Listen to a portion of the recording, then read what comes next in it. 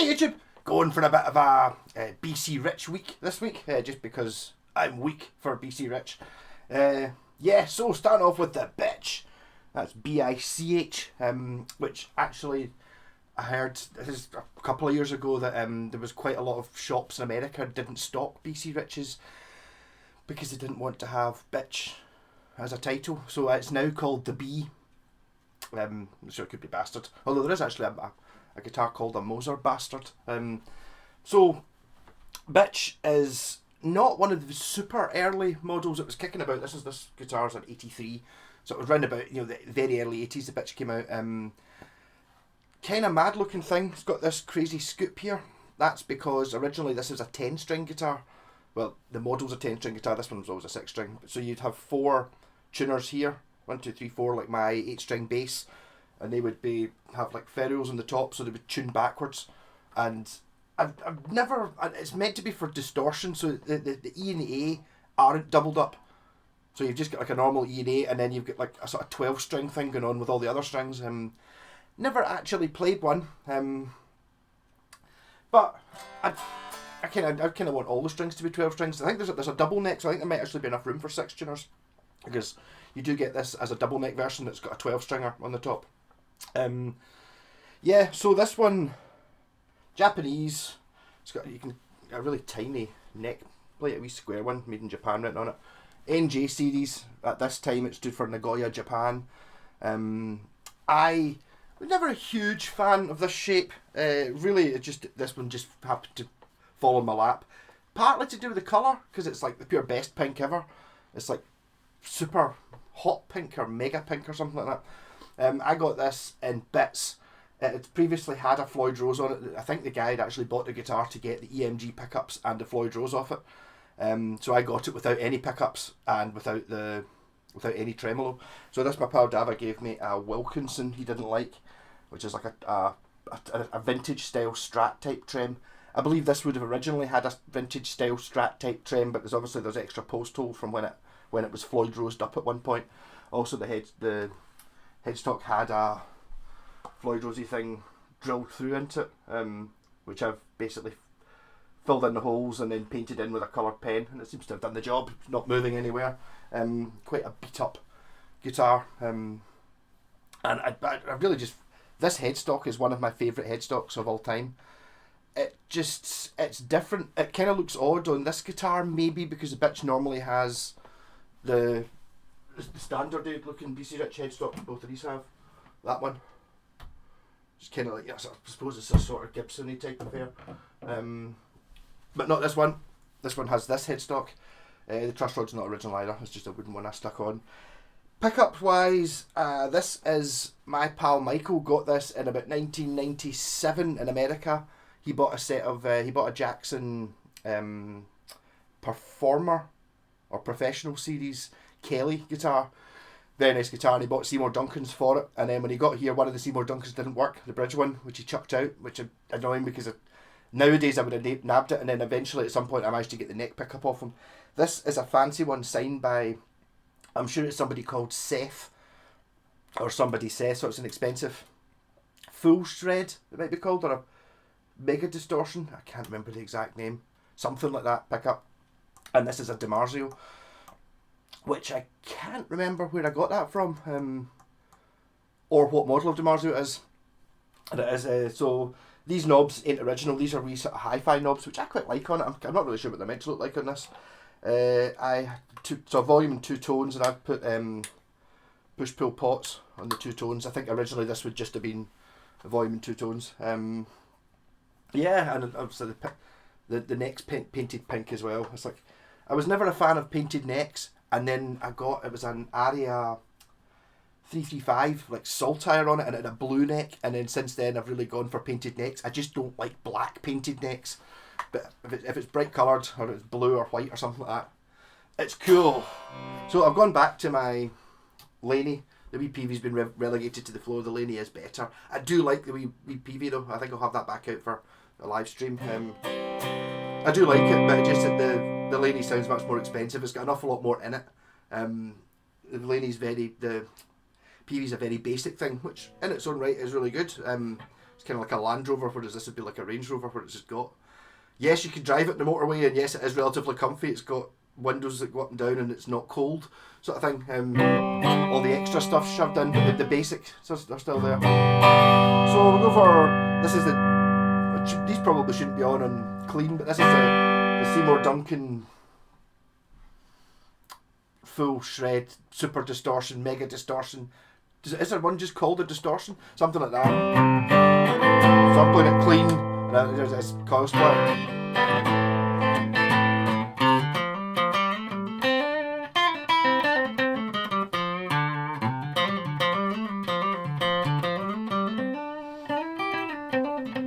You also notice that this is actually this era of bich. These are the first not American BC Riches you get. I've never actually played a real American one, but they're thousands of pounds.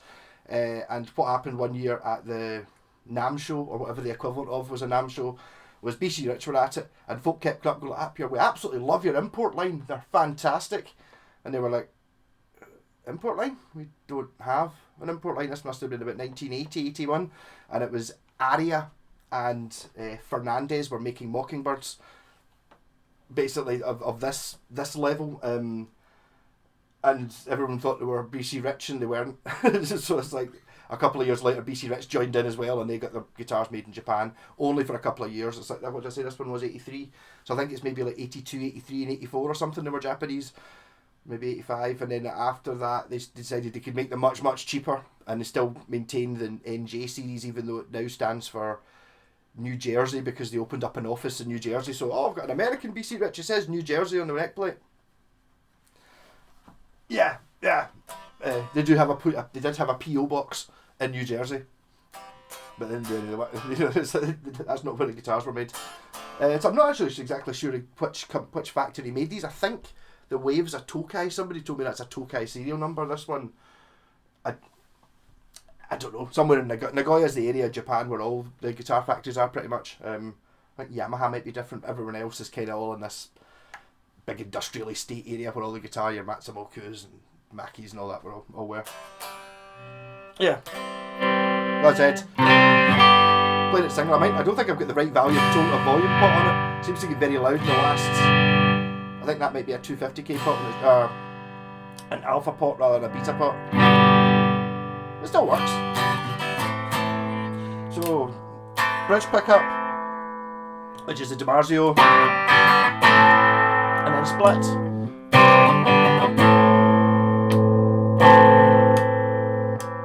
I don't think that is a coil split. Well, I think that's a coil split.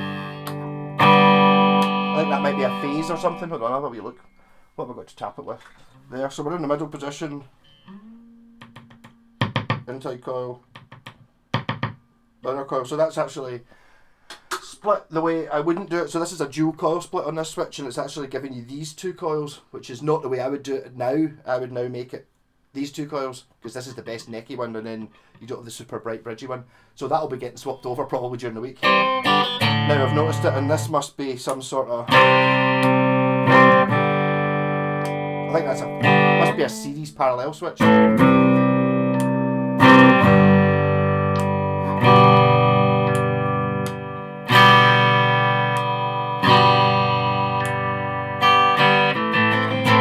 It does something. What you get for wiring guitars yourself and not really paying attention to how you wired it.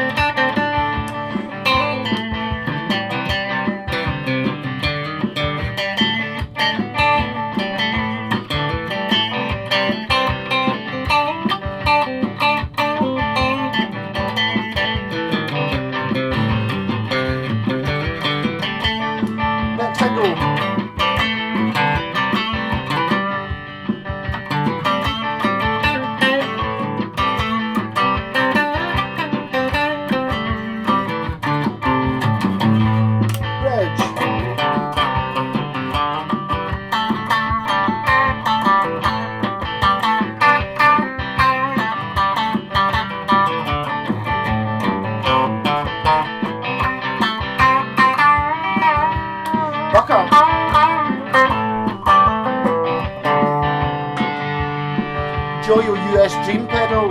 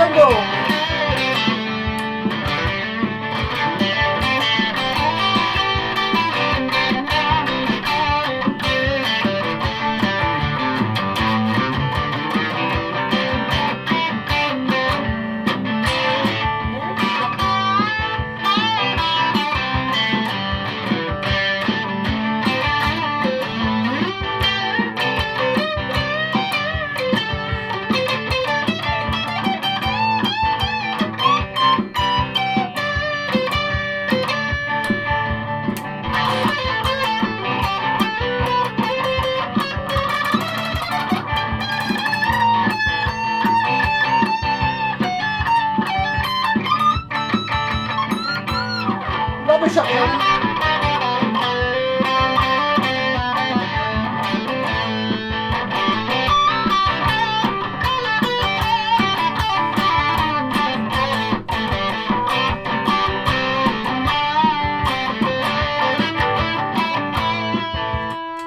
I meant to say, aye, so this is a skinny bitch, it's called. So this is actually a slightly different shape to, I got segued when I was talking about when they first brought out the import line. So a normal bitch is thicker here.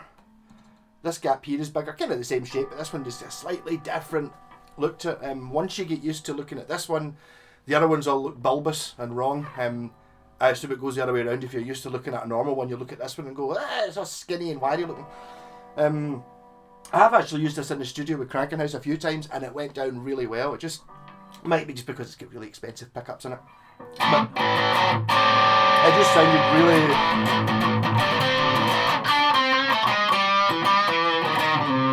I seem to remember that week we went through a stage of playing Lick It Up by Kiss, which is a really, really hard song to play because it's so difficult to know what the heck's going on and where you are. So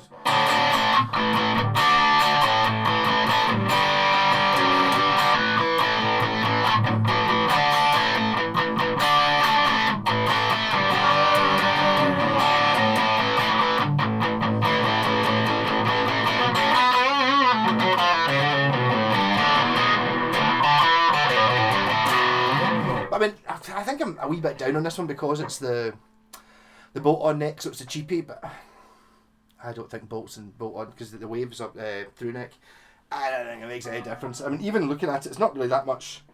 It's a really small neck plate, but I mean, there's enough there to hold it on, plus it's also been bashed about a bit, but it's totally solid.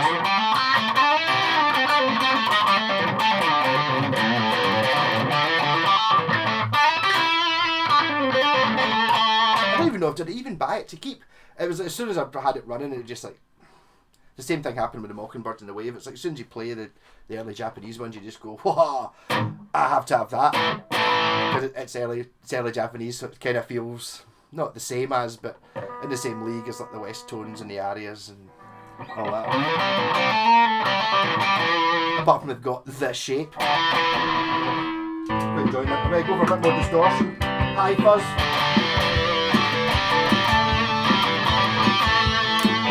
Some shred on the shred pickup.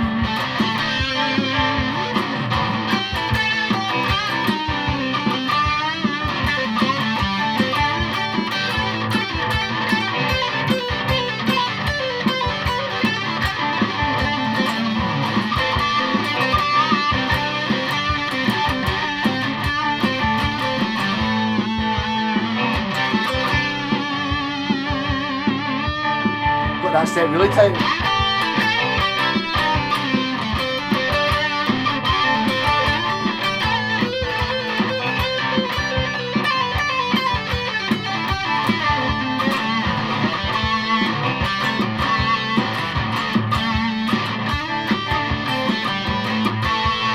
Holy smoke.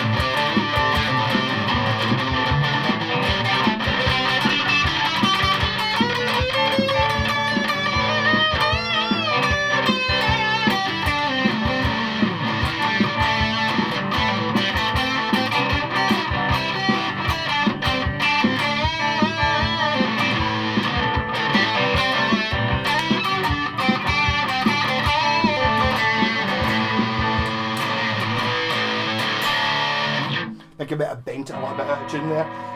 Yeah, so I'm going to go into this and I'll probably put it down to, I'll change these pots about. As I said, this is a dual coil split, and what I think, I'm not sure whether it's a series parallel or a phase or what. It's one of the two. Maybe it's a phase. Is it a phase? Is that a phase sound?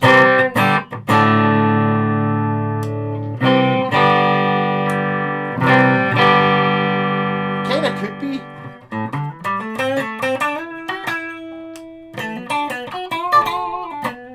I think it's a phase. But I think I've changed that down to being a coil split for each pickup. I quite like that. The ability to have like a humbucker in the bridge and a single coil in the neck is quite nice. Or the other way around. Yeah, so I'll do another couple of BC Rich videos this week. I almost had my BC Rich bass this week. BC Rich, I mentioned this, the reason that they're all dug out is my pal Cameron gave me a shot of his Warlock the other day, last week, and I was looking them up because I thought, I heard BC Riches have gone up in price, and there was none on eBay, or like there was like 6 used BC Riches in total on eBay UK, which is totally unheard of. There used to be 10 Warlocks and 10 bitches and 10, you know, so something's going on with the resale value of these things. I mean, I don't know what these things are worth now.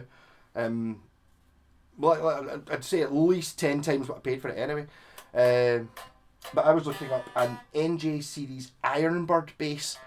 So NJ, not Nagoya, Japan. NJ is in Korea, cheap plywood.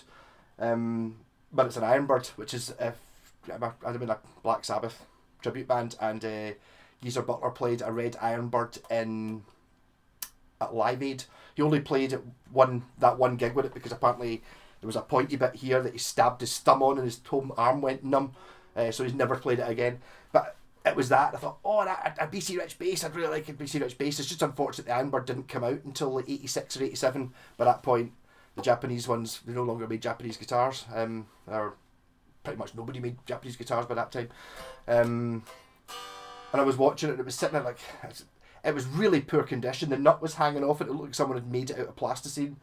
The paint had been brush painted red with big chunks out. It might have used to be yellow. It had a single P bass pickup, kind of. Well, you can't really see the P bass, but it was kind of really close to the bridge, kind of like my Vox bass actually. I wonder if it was maybe the same. No, it was Japanese.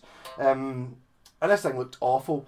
And it was sitting at 100 quid, and I thought, I'll maybe bid on that, maybe get it for 150 quid, tart it up, put an extra pickup in it, repaint it, and use it for the Black Sabbath band for a laugh. And gradually during the last couple of days, it went up to like 160 or something it was sitting at, and I was thinking, so maybe a little bit more, but I mean, it needs a lot of work to get working, and it's probably not really that good a bass, but I can use it for the Black Sabbath band, and I quite like an Ironbird. Ironbird's like the one that's shaped like a lightning bolt. So I was waiting there down to the last 5 seconds to go, or whatever, 10 seconds to go, and I was like, ready with my £210. That's going to totally gump it, or maybe get it for 180, even though I don't think it's worth that. Put it in, it was like, you must have bid over 550. It went to 550 in the last 10 seconds. So 2 people in the last 10 seconds decided to bid more than, or one of them bid more than 550, and one of them bid 550 for like a cheap ass bass. It probably plywood. To be honest, it didn't look good at all. I was only wanting it, but I mean, it just goes to show it doesn't really matter how good something is. If somebody wants it, or 2 people want it, they'll bid against each other. And this thing was going at like 12 o'clock on a Tuesday afternoon as well, which is, perfect for if you want to be in there sniping. It's like when people are at work or busy, it's like they maybe not have time to get in there and stick the last hang in.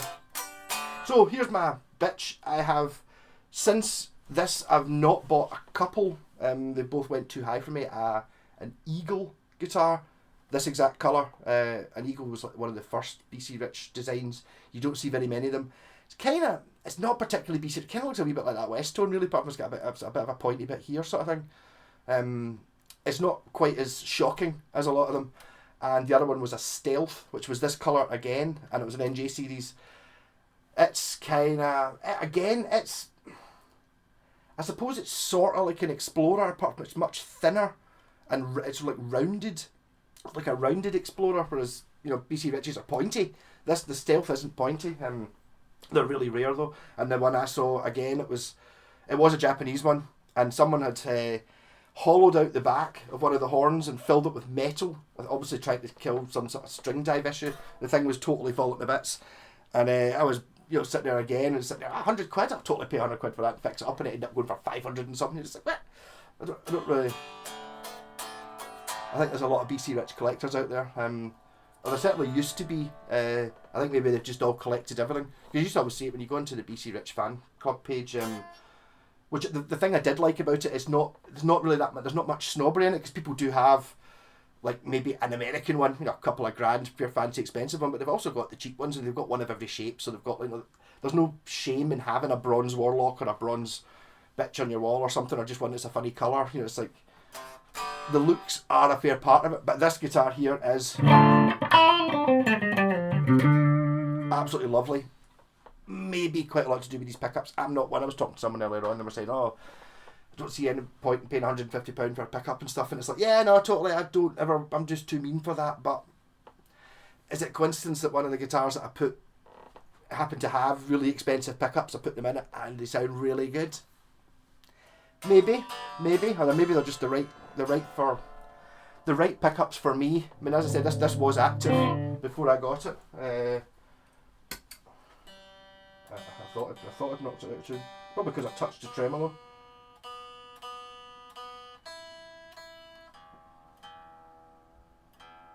It's all over the place.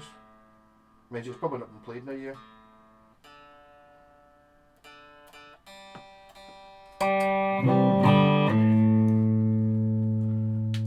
Yeah, so rocking.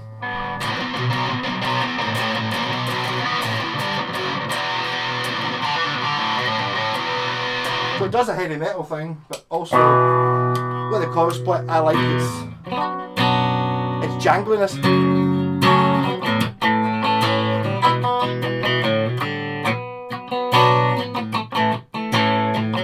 And yes, I did consider at one point when I got it turning it into a 10-string.